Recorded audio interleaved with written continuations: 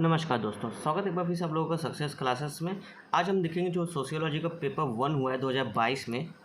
2022 का जो पेपर अभी रिसेंटली हुआ है यूपीएससी का सोशियोलॉजी के लिए, उसका एक क्विक एनालिसिस दिखेंगे कि ये जो भी क्वेश्चन पूछे गए हैं पेपर 1 में, वो सारे क्वेश्चन हमारे जो टेस्ट सीरीज चलाए जाते हैं हिंदी मीडियम में, उसमें कितने क्वेश्चन जो कि मिलते हैं डायरेक्ट इनडायरेक्ट। यहाँ पे दोस्तों आप यकीन रखिए बहुत सारे डायरेक्ट क्वेश्चन जो हमारे टेस्ट सीरीज से यहाँ पे पूछे गए हैं। मैं आपको यहाँ पे बारी बारी से दिखाऊंगा, आपको प्रूफ भी दिखाऊंगा कि किस तरह से हमें जो बच्चे ज्वाइन है टेस्ट सीरीज में, उनके क्वेश्चन उनको दिखा के कि किस तरह से उनकी कॉपी हमने रिव्यू की है। कुछ कॉपी भी सैंपल दिखाएंगे और कुछ क्वेश्चन भी जो उनसे पूछे गए हैं। देखिएगा बहुत सारे क्वेश्चन हैं जो कि डायरेक्ट मिलते हैं। तो इस तरह से आप देखिए हमारी टेस्ट सीरीज का कितना फ़ायदा होता है जो बच्चे ज्वाइन किए हैं। तो आप देख सकते हैं। चलिए शुरू करते हैं। आज का जो भी पहला क्वेश्चन है उसको पेपर लेते हैं, उससे शुरुआत करते हैं। तो ये हमारा पेपर आ जाता है समाजशास्त्र पेपर 1 जो कि 2022 में हुआ था। इसके क्वेश्चन हम देख लेते हैं और मैं आपको सब प्रूफ के साथ दिखाऊंगा कि हमारे टेस्ट सीरीज से कितने सारे क्वेश्चन जो कि डायरेक्ट लिंक करते हैं। इस बार के पेपर थोड़ा बहुत मैं कहूँगा तो पिछले साल के अपेक्षा अगर देखेंगे तो थोड़ा सा ट्रिकी था। मैं नहीं कहूँगा कि बहुत ज़्यादा कठिन था डेफिनेटली, नो डाउट, बट इतना नहीं कि आप नहीं कर सकते। अगर आपने हमारे टेस्ट सीरीज ज्वाइन किए हैं, हमारे कोर्सेज ज्वाइन किए हैं, तो आप इजीली जो कि इस सारे क्वेश्चन को आराम से कर सकते थे। कोई बहुत बड़ी बात नहीं थी। चलिए मैं आपको दिखाता हूँ कैसे कैसे। जैसे यहाँ पे देखो पहला क्वेश्चन निकल के आ रहा है आपका।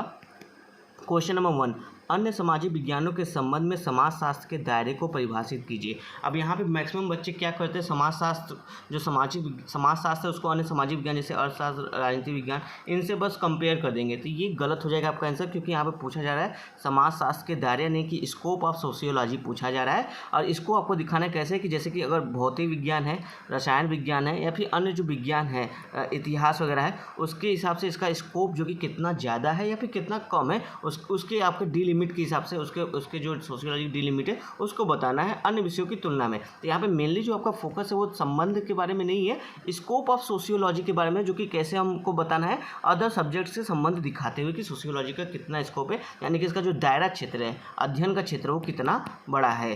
ठीक है, तो ये ध्यान रखिएगा। थोड़ा सा ट्विस्टेड क्वेश्चन है यहाँ पे। तो अब देखो इसका जो कि ये जो क्वेश्चन पूछा गया है, अब इसको देखो हमने क्वेश्चन पूछा अपने टेस्ट सीरीज में, मैं आपको दिखाता हूँ। देखिए ये क्वेश्चन हमारा आप देख सकते हैं डे 6 में हमने यहाँ पे पूछा था समाजशास्त्र की प्रकृति एवं विशेष क्षेत्र या फिर कार्य क्षेत्र का उल्लेख करें। ठीक है, तो ये वही क्वेश्चन है, लेकिन आपको क्या क्या अदर सब्जेक्ट से इसको जोड़ते हुए बताना है। तो आप देखो क्वेश्चन आपसे पूछा गया साफ साफ। अब ये देख लो क्वेश्चन ऐसा नहीं कि आज का है, मैं आपको डेट भी दिखा देता हूँ, मेंशन होगा, एक मिनट। कौन से डेट का है, एक्चुअली यहाँ पे डेट तो मेंशन नहीं है। चलिए मैं सीधे इनके ग्रुप में ही ले जाता हूँ व्हाट्सएप पे, आप वहाँ से चेक कर सकते हैं कि कौन से डेट का था ये क्वेश्चन। चलिए ग्रुप में आ गया, डे 6 देख लेते हैं, डे 11, एक सेकेंड,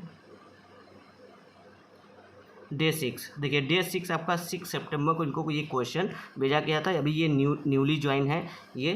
यहाँ देखिए 6 सितंबर आपको दिखा रहा होगा, एक सेकेंड, ये बार बार चल जा रहा है। अब ये इसे सेंटर में देखिएगा, आपको दिखेगा।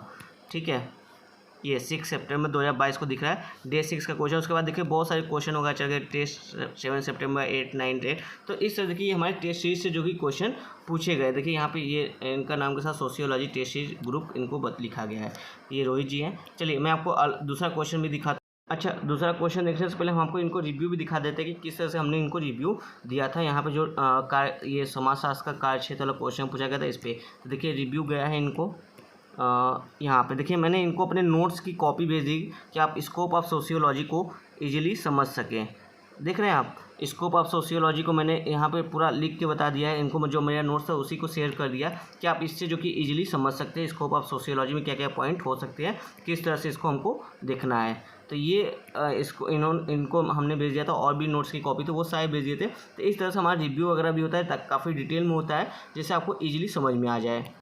चलिए तो यहाँ पे हमने देख लिया स्कोप ऑफ सोशियोलॉजी को, जो कि हमने विभिन्न पर्सपेक्टिव से बताया था। मार्क्सवादी पर्सपेक्टिव से इनको सजेशन में बताया था, प्रकारवादी के पर्सपेक्टिव से बताया है, वेबर के पर्सपेक्टिव से बताया, प्रत्यक्षवादी के पर्सपेक्टिव से बताया गया कि स्कोप ऑफ सोशियोलॉजी में क्या क्या चीज़ें आती हैं। तो वो हमने यहाँ पे बात की थी। तो क्वेश्चन नंबर 1 आपको मिल गया कि हमारे डायरेक्ट दिखेंगे, तो ये हमारा जो कि डायरेक्ट क्वेश्चन था, एक तरह से कह सकते हो। यहाँ पे जो सोशल साइंस अदर है उसको कनेक्ट करके, तो हमने अदर सोशल साइंस से कंपेयर भी पूछा है, तो कह सकते हैं एक तरह से डायरेक्ट है। फिर सेकंड देखते हैं। सेकंड क्वेश्चन देखो क्या है, एक शोधकर्ता निर्वाचनात्मक, जिसको इंटरप्रिटेटिव मेथड कहा जाता है, इंटरप्रिटेटिव कहा जाता है, शोध में वस्तुनिष्ठता कैसे प्राप्त करता है। यानी कि यहाँ पे सिंपल सा क्वेश्चन आपसे पूछा जा रहा है, जो समाजशास्त्र एवं मूल्य वाला हमारा क्वेश्चन पूछा गया था, यानी कि समाजशास्त्र में वैल्यू का जो एक महत्व होता है, तो वहाँ पर जो कि वैल्यू के आधार पर किस तरह से जो कि वस्तुनिष्ठता लाई जा सकती है, इसके बारे में बात करते हैं। यहाँ पे सीधे सीधे जो आपके इंटरप्रिटेटिव निकल के आते हैं वो कौन है, मैक्स वेबर जी हैं, ठीक है, वेबर जी हैं जो कि इंटरप्रेटिव पर्सपेक्टिव को लाते हैं। इन्होंने जो कि बोला कि वर्स्टेन पद्धति को विकसित किया और बोला कि सहभागी अवलोकन विधि का प्रयोग करते हुए जो कि हम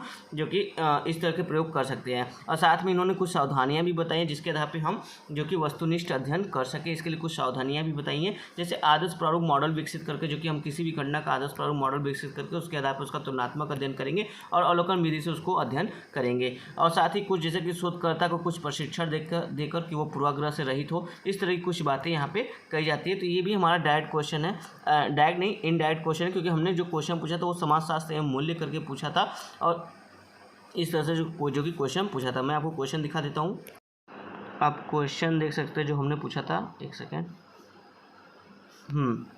देखिए यहाँ पे एक क्वेश्चन पूछा गया है डे 5 में ही, एक सेकेंड, डे 5 में पूछा गया समाजशास्त्र एवं मूल्य, समाजशास्त्र एवं तथ्य। इस पर आपको जो कि कमेंट करना था, तो इस तरह के क्वेश्चन पूछेगा जिससे आपको पता चलता है कि इंटरप्रिटेटिव जो पर्सपेक्टिव वो आपके मूल्य वाले टॉपिक में आता है, तो यहाँ पे वो सारी चीज़ें आती हैं। तो एक तरह से मतलब यहाँ पे हमने जो कि मूल्य के आधार पे क्वेश्चन पूछा था। चलो डायरेक्ट नहीं बट इनडायरेक्ट ये जो कि क्वेश्चन है, बातें वही सब कुछ आएगी, सेम आएंगी। इंटरप्रिटेटिव में यहाँ कुछ नहीं, मूल्य या फिर इंटरप्रिटेटिव पर्सपेक्टिव का ये दोनों एक ही बात यहाँ पर है, ठीक है। चलिए मैंने आपको दूसरा क्वेश्चन भी दिखा दिया। आपका थर्ड क्वेश्चन पे आते हैं। यहाँ पे जो पूछा जा रहा है कि सामाजिक विज्ञान में सूचना, सामाजिक विज्ञान में सूचना तथा आंकड़ों के बीच अंतर सूक्ष्म है, टिप्पणी करें। अब ये क्वेश्चन हमने तो पूछा जरूर है, बट वो जो कि जो इसकी सूचना और आंकड़ों को एकत्रित करने के जो टूल है, जैसे इंटरव्यू वगैरह, प्रश्नावली, अनुसूची, इस पर हमने जो कि क्वेश्चन पूछा है और इसमें क्या कमियां हैं और क्या इसके इंपॉर्टेंस है, इस तरह से जो कि क्वेश्चन पूछा गया। बट इस तरह का जो कि डायरेक्ट कि इसमें क्या सूक्ष्म अंतर है, इस तरह का डायरेक्ट क्वेश्चन नहीं पूछा गया है। तो अब यहाँ पे आपको समझना कि जो सूचना होता है और जो आंकड़े होते हैं, इसमें सूक्ष्म अंतर है, बेशक सूक्ष्म अंतर। जैसे कि अगर हम देखें, मैं आपको यहीं पे क्लियर कर देता हूँ, अगर हम देखें जो आपका फिनोमिनोलॉजी है और एथनोमेथोडोलॉजी, यानी कि निर्वंश विज्ञान पद्धति और घटना विज्ञान पद्धति, जिस पर हमने क्वेश्चन पूछा ऑलरेडी, वहाँ पे क्या करता है शोधकर्ता, सूचना ग्रहण करता है अपने शोध में लोगों से सहभागिता विधि का प्रयोग करते हुए, पार्टिसिपेटिव मेथड का प्रयोग करते हुए, ठीक है।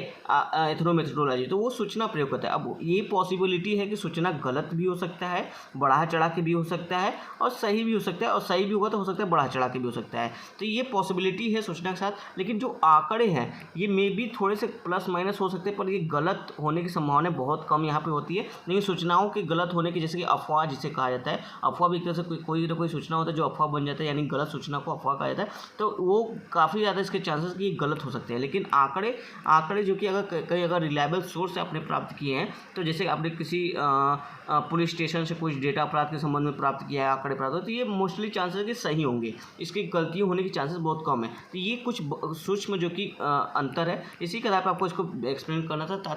साथ ही आपको ये भी बताना था कि सूचना को प्राप्त करने की क्या क्या सोर्स है, आंकड़ों को प्राप्त करने की क्या क्या सोर्स है, वो सारे सोर्सों के साथ आप इसको जो कि लिख सकते थे। एक अच्छा आंसर, एक अच्छा क्वेश्चन था, नया क्वेश्चन था, काफ़ी इंप्रेसिव क्वेश्चन था। जो बच्चे अगर थोड़ा सा डिटेल में नहीं सोचेंगे, इसको एनालिसिस नहीं करेंगे, तो करने में थोड़ा सा इनको कठिनाई होगी। चलिए नेक्स्ट क्वेश्चन देखते हैं। यहाँ पे देखो काफ़ी कह लो बहुत ज़्यादा अच्छा क्वेश्चन पूछा गया है यूपीएससी द्वारा। दुर्खिम ने तर्क दिया कि सामाजिक व्यक्तिगत कृत्यों के योग से अधिक है, ठीक है। तो आपको क्वेश्चन मैं एक बार फिर से बता देता हूँ। हाँ, रिकॉर्डिंग हो रहा है, रिकॉर्डिंग में चेक करता कि यहाँ पे क्वेश्चन पूछा कि दुर्खिम ने तर्क दिया कि जो समाज है वो व्यक्तिगत कृत्यों के योग से अधिक है, यानी कि समाज का महत्व जो कि ज़्यादा है एज कम्पेयर टू देखें कि जो व्यक्ति का महत्व या उसकी एक्टिविटी का जो महत्व है उससे ज़्यादा है। तो आपको पता है कि जो आपके दुर्खिम है वो प्रकारवादी हैं और वो समाज को काफ़ी इंपॉर्टेंस देते हैं। अब इसको कैसे इसका आंसर फ्रेम कर सकते हो, तो ये देखो काफ़ी सिंपल सा है। जो इनका एक टॉपिक है सोशल फैक्ट वाला, इस पर हमने भी क्वेश्चन पूछा है, सामाजिक तथ्य के संदर्भ में दुर्खिम के विचार को स्पष्ट करें, इस तरह से क्वेश्चन पूछा गया है। तो जो सोशल फैक्ट का टॉपिक, इसमें देखो इसकी 3 विशेषताएं बताते हैं। अगर आप याद करोगे तो आपको याद आएगा कि इसमें देखो वाह्यता होती है, बाध्यता होती है और सार्वभौमिकता होती है। और इन्हीं 3 विशेषताओं पर हमने सोशल फैक्ट को बताया था कि ये किसी व्यक्ति के एक्टिविटी से परे है। अगर कोई व्यक्ति जन्म लेता है तो उसके अंदर, जैसे मान लो कोई परिवार है, परिवार एक आपका जो कि सामाजिक सामाजिक तथ्य है। अब ये परिवार की जो कॉन्सेप्ट है या फिर रिलीजन, धर्म जो कॉन्सेप्ट, ये सभी एक क्या है, सामाजिक तथ्य है। ये किसी व्यक्ति के से परे है, किसी व्यक्ति से जो कि ज़्यादा है, ठीक है। जैसे कि धर्म जो कि निर्देश देता है व्यक्ति को कि आप ये एक्टिविटी करिए, तो व्यक्ति उसके अनुसार जो कि अपनी क्रियाकलाप करता है। परिवार भी बोलता है कि आपको ये काम करना है, ये नहीं करना है, आपके अनुरूप हिसाब से आपको कार्य, ड्यूटी वगैरह अधिकार दिए जाते हैं। तो ये परिवार आपको सिखाता है नैतिक मूल्य वगैरह। तो ये कहीं ना कहीं जो आपको एक व्यक्ति जो कि कहीं ना कहीं गाइडलाइंस प्राप्त कर रहा है समाज से या सामाजिक तथ्यों से या फिर सामाजिक अंगों से कह लें, तो वो कहीं ना कहीं ये बात को स्पष्ट करता है कि जो व्यक्तिगत कृत्य हैं वो समाज से कम है, समाज जो कि कहीं ना कहीं व्यक्तिगत कृत्यों से कहीं ज़्यादा है। क्योंकि समाज जो कि आपको दिशा निर्देश दे रहा है कि आप ऐसे काम कीजिए, वैसे काम कीजिए, ऐसे रहिए, इस तरह की संस्कृति को फॉलो कीजिए। तो इस तरह से आप कह सकते हो। यहाँ पे एक और चीज़ आप देख सकते हो, एक एग्जांपल जैसे मैंने यहाँ पे सोशल फैक्ट वाला, मेनली यहाँ पे जो टॉपिक आपका बनेगा वो सोशल फैक्ट का टॉपिक बनेगा। लेकिन आप यहाँ पे जो इनका सुसाइड वाला जो कि अध्ययन है वो भी ले सकते हो, आत्महत्या का सिद्धांत कैसे। देखो दुर्कheim क्या बोलते हैं कि आत्महत्या की जो घटना है यह है कि व्यक्तिगत घटना नहीं है, यानी मनोवैज्ञानिक घटना नहीं है। और मनोविज्ञान जो कि किस पे अध्ययन करता है, व्यक्ति को केंद्र में रख के अध्ययन करता है। तो वही दुर्कheim बोलते हैं कि ये एक मनोवैज्ञानिक घटना नहीं बल्कि ये एक सामाजिक घटना है। जब व्यक्ति का सामाजिक संबंध ज़्यादा अथवा कम होता है तो ऐसी परिस्थिति में जो कि समाज में विकृतियाँ या विचलन की स्थिति उत्पन्न हो जाती है, और जो कि विचलन होने से समाज में जो कि आत्महत्या की घटनाएं बढ़ती हैं।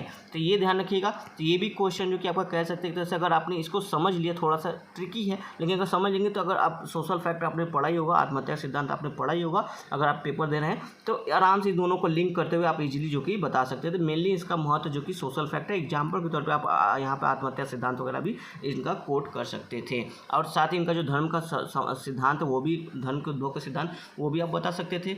तो उसके आधार पर भी आप देखेंगे तो समाज का महत्व जाता है एज कम्पेयर टू व्यक्तिगत कृत्यों का। लेकिन थोड़ा सा यहाँ पे देखो चर्चा कीजिए, क्वेश्चन है तो आपको थोड़ा सा क्रिटिसिज्म भी करना होगा कि ऐसा नहीं है। जैसे कि पार्सन्स है, वो वेबर है, वो जो व्यक्तिगत क्रिया को ज़्यादा महत्व देते हैं एज कम्पेयर टू सोसाइटी, ठीक है।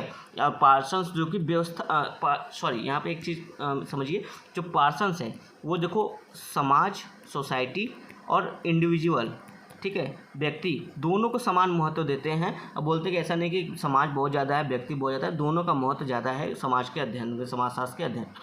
लेकिन जो आपके वेबर आते हैं वो बोलते हैं, या फिर इंटरप्रिटेटिव जैसा क्वेश्चन पूछा गया था, ये लोग बोलते हैं कि व्यक्ति की क्रिया एक जो है कि वो काफ़ी इंपॉर्टेंट है किसी भी सामाजिक घटना को समझने के लिए, उसके क्योंकि हमको उसके पीछे का कार्यकाल समझना होगा, उसका उद्देश्य समझना कि उसने ये एक ऐसी घटना है क्योंकि, तो उसके पीछे जो कि आपके व्यक्ति की क्रिया जो कि काफ़ी इंपॉर्टेंट है, यानी कि जो व्यक्ति है वो इंपॉर्टेंट है, ना कि समाज यहाँ पे। तो इस तरह से आप कुछ क्रिटिसिज्म करोगे और जब आंसर में कंक्लूजन लिखोगे तो आप पार्सन्स वाला आइडिया लिखोगे कि जिन्होंने जो कि दोनों को बैलेंस करते हुए बताया था। तो कुछ इस तरह से चीज़ें हैं, तो आप इस तरह से इसको आंसर फ्रेम कर सकते हैं। तो इस पर भी हम लोगों ने क्वेश्चन दिया सोशल फैक्ट और जो कि आत्महत्या के सिद्धांत पे। चलो मैं आपको दिखा भी देता हूँ। चलिए देखिए, ये देखिए यहाँ पे क्वेश्चन पूछा गया है आपका कि दुर्कheim का आत्महत्या के सिद्धांत का समकालीन संदर्भ का मूल्यांकन करने के लिए कुछ इस टाइप का बेसिक क्वेश्चन पूछा गया था। और यहीं पे आप देख लो सामाजिक तथ्य का भी क्वेश्चन पूछा गया है। हाँ ये रहा, ये दुर्कheim का सामाजिक तथ्य पर टिप्पणी करें, क्योंकि इसी पे हम लोगों ने बताया था कि सामाजिक तथ्य में की विशेषताएं वायता, बाध्यता और ये सब चीज़ें सार्वभौमिकता होती है, तो जो कि व्यक्ति से परे है, समाज जो कि बहुत ज़्यादा महत्व रखता है। तो इस तरह से यहाँ पे इस क्वेश्चन का आंसर फ्रेम कर सकते थे। चलिए आते हैं पुनः अपने क्वेश्चन की सीरीज में, और कौन से हमारे टेस्ट से क्वेश्चन आए हुए हैं। तो ये हमने देख लिया, इनडायरेक्ट कह सकते हैं ये क्वेश्चन जो कि हम अपने टेस्ट सीरीज से कर सकते थे। नेक्स्ट देखो क्या कर रहा था, समाजशास्त्री सामाजिक असमानता के विश्लेषण में जेंडर की परिकल्पना कैसे करता है। ये तो हमारे टेस्ट सीरीज का डायरेक्ट क्वेश्चन है, मैं इसको भी आपको दिखा देता हूँ। देखिए यहाँ पे आप देख सकते हैं सामाजिक अस्थिरीकरण से हमने क्वेश्चन चैप्टर से क्वेश्चन पूछा था। यहाँ पे क्वेश्चन है ये, यहाँ पे सेक्स एवं जेंडर में विभेद कीजिए, इस संदर्भ में नारी पैदा नहीं होती बनाई जाती है, इस कथन का मूल्यांकन करें। एक तरह से यहाँ पे वही बात है कि जो जेंडर असमानता की बात की जाती है, देखो जेंडर में विभेद की बात की जा रही है, जेंडर असमानता की जो बात की जाती है सामाजिक अस्थिरीकरण वाले टॉपिक से ये क्वेश्चन है। तो सामाजिक अस्थिरीकरण में जेंडर असमानता का ये टॉपिक यहाँ से आपका लिंक होता है। थोड़ा सा ट्रिकी क्वेश्चन यहाँ पर बना के पूछा गया था टेस्ट सीरीज में, ठीक है। चलिए ये भी हम देख सकते हैं कि आप हमारे टेस्ट सीरीज के थ्रू ये भी क्वेश्चन आप सॉल्व कर सकते हो।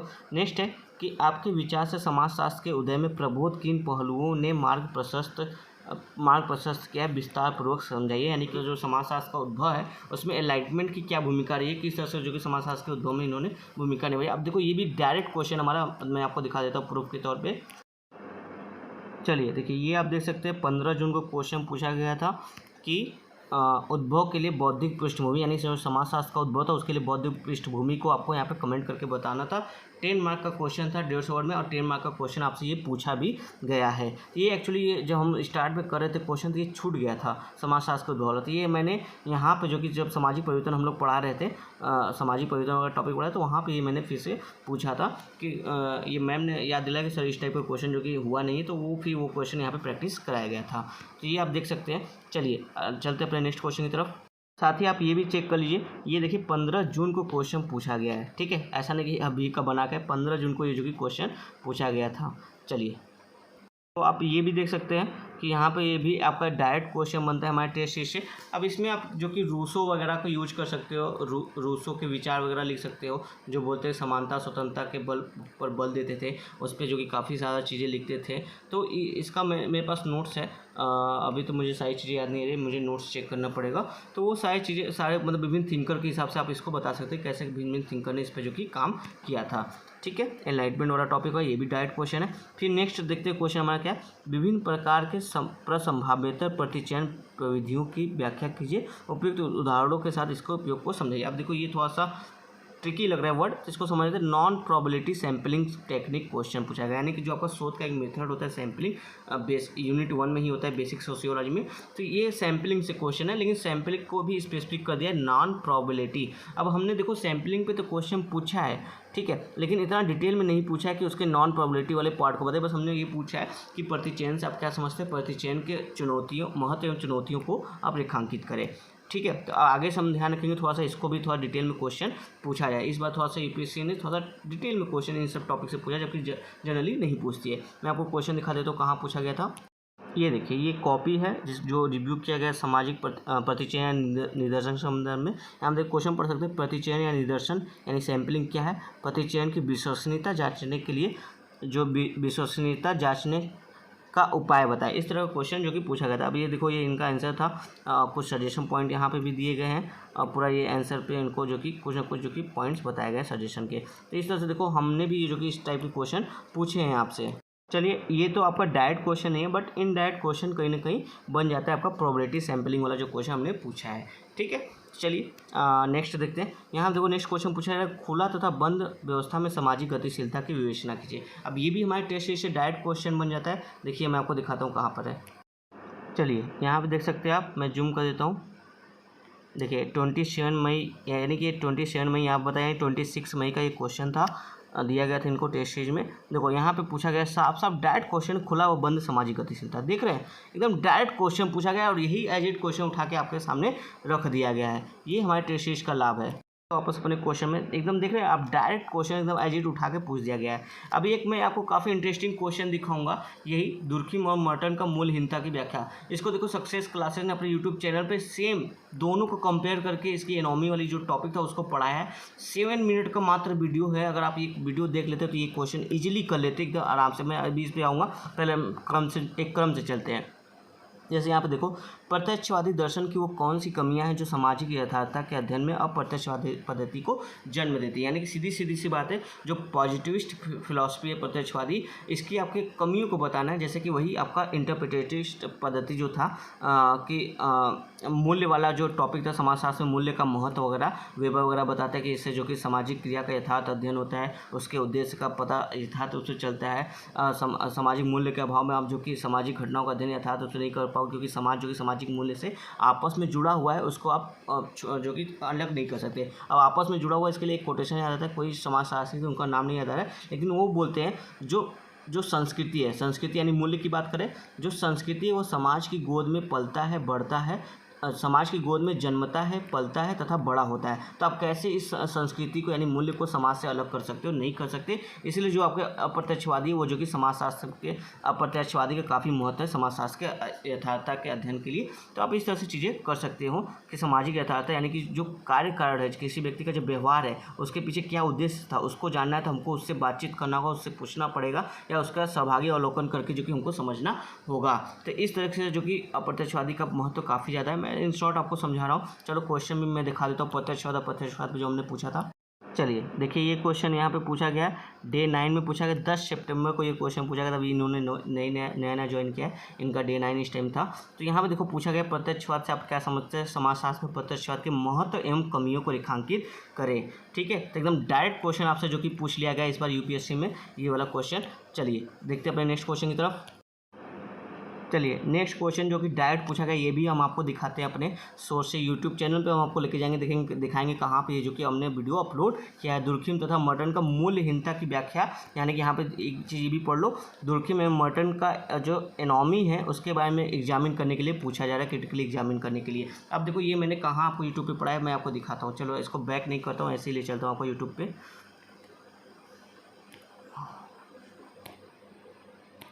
एक सेकेंड, ये यूट्यूब पे हम लोग आए अपने ऑफलाइन, बता एक सेकंड, नेट ऑन करना पड़ेगा।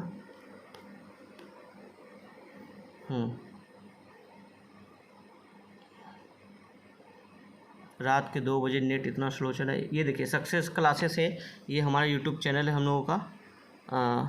चलिए हम आपको दिखाते हैं कहाँ हमने बताया था, थोड़ा सा स्क्रीन को रोटेट कर लीजिएगा। एक सेकेंड, ये देखिए, ये वाला आप देख सकते हैं इजीली। यहाँ पे देखिए बताया जा रहा है कि एनॉमी वाला टॉपिक दुर्खिम ऑफ मर्टन, देख रहे एकदम साफ साफ पूछा गया है कि एनॉमी का टॉपिक यहाँ पे लिखा है विसंगति, और कंपेयर किया गया है दुर्खिम एंड मर्टन। ये वाला वीडियो आप चलाइएगा 7, अब ये देखो कितना बड़ा वीडियो है, बहुत छोटा सा वीडियो, 7.5 मिनट का वीडियो है। इस पर आपका एक यूपीएससी का क्वेश्चन इजीली जो कि डायरेक्ट जो कि यहाँ से जो कि लिंक होता है आपको इजीली मिल जाएगा। ठीक है, तो देखिए दिख रहे हैं आप हमारे टीचिंग का क्वालिटी और जो टेस्ट सीरीज का क्वालिटी, अभी तक कितने क्वेश्चन जो कि हम डायरेक्ट यहाँ से सॉल्व कर सकते थे अपने टेस्ट सीरीज के थ्रू से, और जो अपनी टीचिंग है उसके थ्रू से। यहाँ पे देखिए सारा सब कुछ यहाँ पे मेंशन है। पेपर 2 तो पूरा है, पेपर 1 जो कि आपका जो थिंकर वगैरह है उनकी स्टडी, वो सारी चीज़ें यहाँ पे एस पांडे की बुक से मेंशन किया गया है। तो ये भी आपका एक डायरेक्ट क्वेश्चन बनता है। चलिए चलते हैं अपने क्वेश्चन पे वापस। चलिए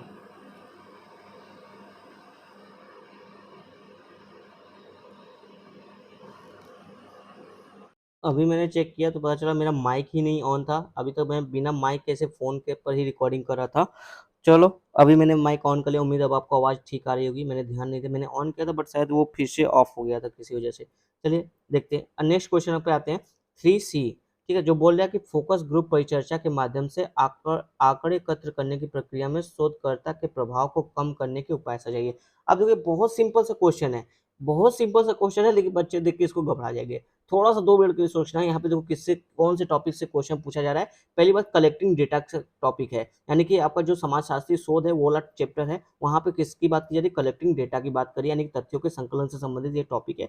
इस तरह से हमने समझा कि ये जो कि आपका सामाजिक शोध का जो चैप्टर है उसमें तथ्य संकलन है, उससे ये जो कि क्वेश्चन पूछा गया। अब यहाँ पे क्या बोला जा रहा है, फोकस ग्रुप परिचर्चा, यानी कि जो आपका है रिसर्च, देखो यहाँ पे बोला जा रहा है कि फोकस ग्रुप डिस्कशन, यानी कि आप किसी पर्टिकुलर फोकस ग्रुप को फोकस किए हो। जैसे मान लो मैं किसी जनजाति, गोंड जनजाति का अध्ययन करना चाहता हूँ कि उनके समाज की संस्कृति कैसी है, उनका रीति रिवाज, रहन सहन किस तरह से, उसका मुझे, या फिर उनमें गरीबी, शिक्षा कितना है, वो सब कुछ मुझे अध्ययन करना है। तो मैं क्या करूँगा, यहाँ पे जो कि एक आपका मेथड है, ध्यान रखिएगा, क्या, एथनो मेथोडोलॉजी, ठीक है, निर्वंश विज्ञान पद्धति, जहाँ पे जो कि इसी तरह जो कि छोटे छोटे स्तर पर कम्युनिटी लेवल का जो कि सहभागी विधि से अध्ययन किया जाता है। और सहभागी विधि भी कई तरह से होता है, प्रत्यक्ष सहभागी, अप्रत्यक्ष सहभागी, पूर्ण सहभागी, अपूर्ण सहभागी के आधार पर जो कि आप अध्ययन करते हैं। तो इस तरह से जो कि यहाँ पे आप देखोगे तो कहीं ना कहीं आपको डेटा कलेक्शन में एथनो मेथोडोलॉजी का क्वेश्चन पूछा जा रहा है, टॉपिक का सिंपल सा क्वेश्चन पूछा जा रहा है, बस इसको घुमा दिया है फोकस ग्रुप चर्चा। अब ग्रुप से ही समझ जाना चाहिए था कि आपको किसी ग्रुप पे जो कि आपका अध्ययन करना है, रिसर्च करना है, तो यहाँ पे अगर डेटा कलेक्ट करना है तो इसके लिए कौन सा हमारा जो कि मेथड आएगा, तो ये एथनो मेथोडोलॉजी आएगा, जिसको आप निर्वंश विज्ञान पद्धति कहते हैं। काफी इजी क्वेश्चन था, थोड़ा सा ट्रिकी था। अगर थोड़ा सा आप ये 2 चीज पकड़े थे, कलेक्टिंग डेटा यानी कि हमारा सामाजिक शोध वाला चैप्टर का है, और ये ग्रुप वाला जो फोकस ग्रुप की बात कर रहे हैं, तो इससे आप इजीली जो कि निकाल सकते थे। अब देखो यहाँ पे क्वेश्चन क्या करे, आंकड़े एकत्र करने की प्रक्रिया में शोधकर्ता के प्रभाव को कम करने के उपाय, यानी कि जो शोध करता है उसकी वैल्यू कहीं जो कि ज्यादा उस पर आ ना जाए, इन्फ्लुएंस ना जाए, उसको कैसे कम किया जाए। मेन क्वेश्चन यहाँ पे ये है। तो आप ये थोड़ा सा एथनो मेथोडोलॉजी को हिसाब से बताओगे, फिर यहाँ पे इसको कैसे कम किया जा सकता है वो भी बताओगे, कि जैसे कि रिसर्चर जो है उसको प्रशिक्षण दिया जा सकता है, उसको जो कि मूल्यविहीन जो कि अपने जैसे कि मर्टन का प्रकारवाद का पैराडाइम विकसित किया था कि हम प्रकट प्रकार अप्रकट प्रकार सब कुछ देखें, तो उस आधार पर भी जो वो स्टडी कर सकते हैं, सभी पहलुओं को देखते हैं, इससे जो कि वस्तुनिष्ठता बनी रहेगी। नेक्स्ट हम देखते हैं अपना 4th ए वाला जो क्वेश्चन है, यहाँ पे पूछा जा रहा है, मार्क्स से एक क्वेश्चन आया हुआ है कि पूंजीवादी समाज में कार्य की गिरावट को मार्क्स के अनुसार कैसे चिन्हित किया जाता है। यहाँ पे अगर आप देखें तो मार्क्सवाद जो थ्योरी है उसके बारे में पूछा जा रहा है कि जो वर्तमान जो कैपिटलिस्ट सोसाइटी है, यहाँ पे जो कार्य की गिरावट है उसको जो कि मार्क्स के अनुसार अगर आप उसको कैसे देखते हैं, ये क्वेश्चन आपसे पूछा जा रहा है। तो यहाँ पे आप देखो मार्क्स की जो थ्योरी है उसमें आप थोड़ा सा आपको चीज़ें जो कि लाकर बतानी पड़ेगी, कुछ मतलब कि 2-3 थ्योरी को साथ में लेकर पढ़ना होगा। मेन यहाँ पे 2 थ्योरी है, इनका जो वर्ग संघर्ष का सिद्धांत है, ठीक है, वर्ग संघर्ष का जो सिद्धांत है एक ये, दूसरा इनका जो अलगाववाद का सिद्धांत है उससे। अब इसको आपको थोड़ा सा इसको करंट सिनेरियो में जोड़ना पड़ेगा, क्योंकि हमने क्वेश्चन पूछा है कि वर्तमान संदर्भ में वर्ग संघर्ष का महत्व कितना है, इस बारे में क्वेश्चन पूछा है, और वर्तमान संदर्भ में जो कि मार्क्स का अलगाव थ्योरी का महत्व कितना है, ये भी क्वेश्चन पूछा है। तो अगर आपने ये दोनों क्वेश्चन प्रैक्टिस किया होता और इसके सजेशन पॉइंट देखो तो आप निश्चित ये क्वेश्चन आराम से कर लेते, थोड़ा सा क्वेश्चन को प्रकृति को समझते हुए। अब देखो यहाँ पे यही पूछा जा रहा है कि जो वर्ग संघर्ष था और जो अलगाववाद था, इसने जो कि पूंजीवाद जो प्रवृत्ति उसमें गिरावट लाई है। निश्चित तौर पे अगर जिस समाज में वर्ग संघर्ष ज़्यादा होगा, अलगाव ज़्यादा होगा, वहाँ पे कैपिटलिस्ट सोसाइटी जन्म नहीं ले सकती, वहाँ पे उसका क्षरण होगा। तो ऐसी स्थिति में चूँकि आपको यही बताना है कि वर्तमान में जो मार्क्स का वर्ग संघर्ष सिद्धांत है वो अभी भी देखने को मिल रहा है, किस तरह से देखने को मिला है वो बताना है, और अलगाववाद भी देखने को मिला है। जैसे मैं एक एग्जाम्पल दूँ तो वर्ग संघर्ष सिद्धांत जो है, फिर वर्ग संघर्ष का कॉन्सेप्ट वर्तमान में देखने को मिलता है कैसे, नक्सलवाद के रूप में। ठीक है, एक मिनट ब्रश में ले लूँ। हाँ, नक्सलिज्म के आधार पे आपको जो नक्सलवाद है उसके आधार पे अभी भी वर्ग संघर्ष देखने को मिलता है। कैसे कि देखो जो बताया जाता है नक्सलवाद की वजह से जो कि वर्ग संघर्ष अभी भी मतलब वर्ग संघर्ष का परिणाम है नक्सलवाद। अब जहाँ पे नक्सलवाद होगा तो ऑब्वियस वहाँ पे सामाजिक जो कि अस्थिरता होगी, अशांति होगी, तो क्या ऐसी कंडीशन में वहाँ पे डेवलपमेंट काम हो सकता है? नहीं। क्या वहाँ पे जो कि FDI वगैरह या फिर बाहरी निवेश हो सकता है? नहीं हो सकता है। यानी कि ना तो डेवलपमेंट हो रहा है ना ही निवेश वगैरह हो रहा है। तो ऐसे में मतलब क्या हो रहा है, यहाँ पे पूंजीवाद समाज की कंडीशन पैदा नहीं हो रही है। तो इस तरह से आप कह सकते हो कि नक्सलिज्म से जो कि कार्य की में गिरावट यानी कि जो उत्पादकता है उसमें गिरावट हमको देखने को मिल रही है। वर्ग संघर्ष का जो सिद्धांत है उससे आप यहाँ पे रिलेट करके बता सकते हो। दूसरा जो मैंने बताया था कि अलगाव से, तो यहाँ पे बता सकते हो कि वर्तमान में अलगाव बढ़ने से जो कि खासकर आप कोविड-19 का एग्जांपल ले सकते हो, और जो जटिल श्रम विभाजन वर्तमान का है, बेरोजगारी दर में काफ़ी वृद्धि है, कार्य की छटनी रोजगार की छटनी हो रही काफ़ी तेज़ी से, कोविड-19 में हुआ था।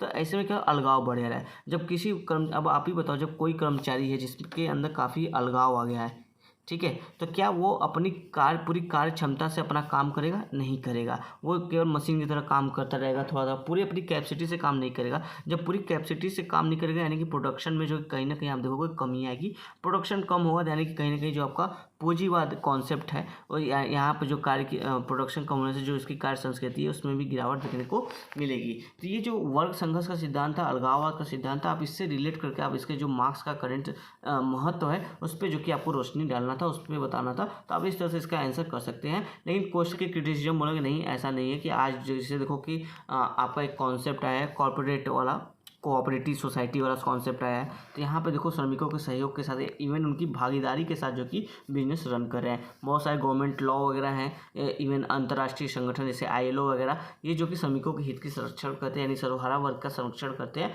और मध्यम वर्ग के वजह से वर्ग के उदय के कारण भी जो कि जो आपका पूंजीपति वर्ग है और सर्वहारा वर्ग है, इनका ध्रुवीकरण भी कम हो गया है या फिर नहीं के बराबर है। तो इन सब कॉन्सेप्ट को जैसे हम बोल सकते हैं कि इतना वो रिलेवेंट नहीं है। अभी भी कार्य की जो प्रगति है या संस्कृति उसमें काफ़ी तेज़ है। जैसे उदाहरण के तौर पे आप बता सकते हो कि भारत तेज़ी से बढ़ता हुआ इकॉनमी है, लगातार इसने जो कि प्रगतिशील किया है। कोविड-19 और अगर एरा छोड़ दे एक्सेप्ट, क्योंकि वो वैश्विक ऐसी कंडीशन थी जहाँ पे सबकी इकॉनमी गिरी थी, भारत ने लगातार प्रगति किया है।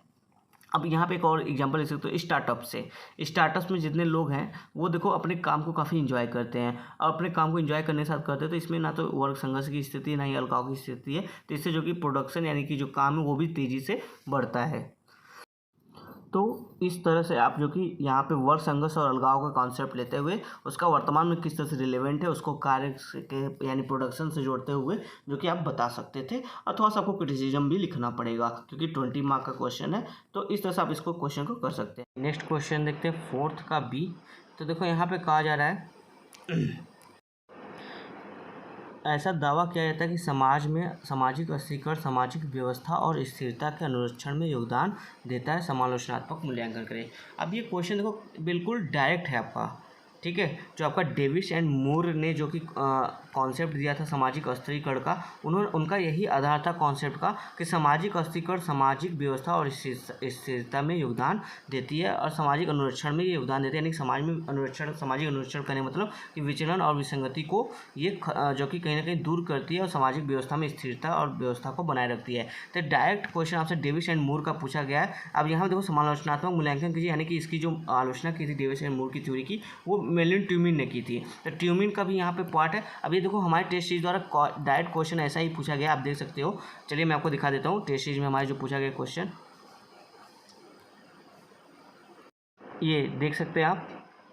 यहाँ देखो क्वेश्चन पूछा गया सामाजिक अस्थिरीकरण के प्रक्रियात्मक सिद्धांत की चर्चा करते हुए मेलिन ट्यूमिन द्वारा इसकी आलोचना की समीक्षा करें। देखो प्रक्रियात्मक सिद्धांत यानी कि वही कहने में सामाजिक व्यवस्था में अनुरक्षण की बात की जा रही है यहाँ पे, जो कि इसकी आलोचना भी करने की बात की जा रही है। मेलिन ट्यूमिन द्वारा जो इसकी आलोचना की गई थी उसकी समीक्षा करने के लिए बात कही गई थी। अब देखो इन्होंने काफ़ी अच्छा आंसर लिखा था। यहाँ पर वही डेविस एंड मूर का वाला कॉन्सेप्ट था, उसको यहाँ पर इन्होंने बताया था, इसलिए सारे ज़्यादा जो कि सजेशन पॉइंट इनको नहीं दिए गए थे। अब बाकी इसका डिटेल में भी सजेशन मिलता है। जो बच्चे अगर अच्छे से आंसर नहीं लिखते तो उसका डिटेल में सजेशन लिख के इस तरह से बताया जाता है। यहाँ पर देखिए आपको इनको नंबर वगैरह भी दिया गया है। तो इस तरह से जो कि यहाँ पे जो कि पूरा का पूरा कह लो डायरेक्ट क्वेश्चन जो कि हमारे टेस्ट से ये पूछा गया आपके आपका यूपीएससी एग्जाम में। चलिए देखते हैं आगे।